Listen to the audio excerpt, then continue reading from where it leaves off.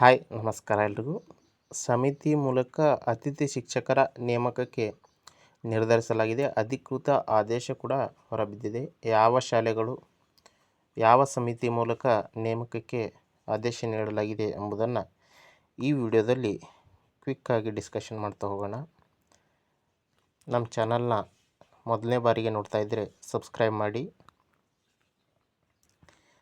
ಸಮಿತಿ ಮೂಲಕ ಅತಿಥಿ ಶಿಕ್ಷಕರ ನೇಮಕ BBMP ಅಂಥೇಳಿ ಬಂದಿದೆ. ಸೆಕ್ಯೂರಿಟಿ ಏಜೆನ್ಸಿಯಿಂದ ನೇಮಕಕ್ಕೆ ಎದುರಾಗಿದ್ದ ಟೀಕೆ. ಅಂದರೆ ಸರ್ಕಾರ ಸೆಕ್ಯೂರಿಟಿ ಏಜೆನ್ಸಿ ಮೂಲಕ ನೇಮಕ ಮಾಡಿಕೊಳ್ಳಿಕ್ಕೆ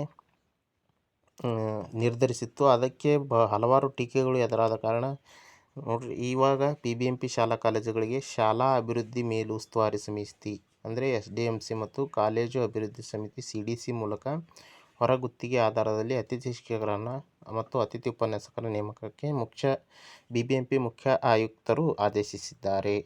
ಸೆಕ್ಯೂರಿಟಿ ಏಜೆನ್ಸಿ ಮೂಲಕ ಹೊರಗುತ್ತಿಗೆ ಶಿಕ್ಷಕರ ನೇಮಕ ವಿಚಾರವು ಸಾರ್ವಜನಿಕ ವಲಯದಲ್ಲಿ ತೀವ್ರ ಆಕ್ಷೇಪಕ್ಕೆ ಕಾರಣವಾಗಿತ್ತು. ಆದ್ದರಿಂದ ಏನು ಮಾಡಲತ್ತಿದ್ದಾರೆ, SDMC ಮತ್ತು CDC ಮೂಲಕ ಹೊರಗುತ್ತಿಗೆ ಶಿಕ್ಷಕರನ್ನು ನೇಮಕ ಮಾಡಿಕೊಳ್ಳಲು ಆದೇಶ ನೀಡಿದ್ದಾರೆ. ನೋಡ್ರಿ, ಸ್ಯಾಲ್ರಿ ಕೂಡ ಭಾಳ ಚೆನ್ನಾಗಿದೆ.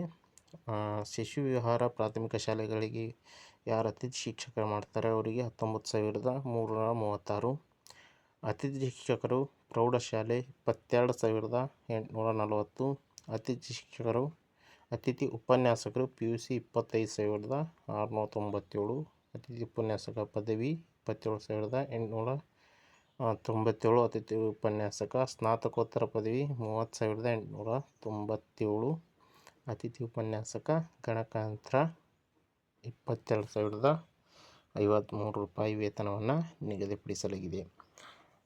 ಸಾರ್ವಜನಿಕ ಶಿಕ್ಷಣ ಇಲಾಖೆಯ ಶಾಲೆಗಳಲ್ಲಿಯೂ ಕೂಡ ಅತಿಥಿ ಶಿಕ್ಷಕರ ವೇತನಕ್ಕೆ ಈಗಾಗಲೇ ಸರ್ಕಾರದ ಮಟ್ಟದಲ್ಲಿ ಒಂದು ಸುತ್ತಿನ ಮಾತುಕತೆ ನಡೆದಿದೆ. ಅಧಿಕೃತ ಆದೇಶ ಹೊರಬಿದ್ದ ತಕ್ಷಣ ನಮ್ಮ ಚಾನಲ್ನಲ್ಲಿ ಅಪ್ಡೇಟ್ ಮಾಡ್ತೇವೆ. ಆದ್ದರಿಂದ ನಮ್ಮ ಚಾನಲ್ನ ತಪ್ಪದೇ ಸಬ್ಸ್ಕ್ರೈಬ್ ಮಾಡಿ. ಈ ವಿಡಿಯೋ ತಮಗಿಷ್ಟ ಆಗಿದ್ದರೆ ಒಂದು ಲೈಕ್ ಮಾಡಿ.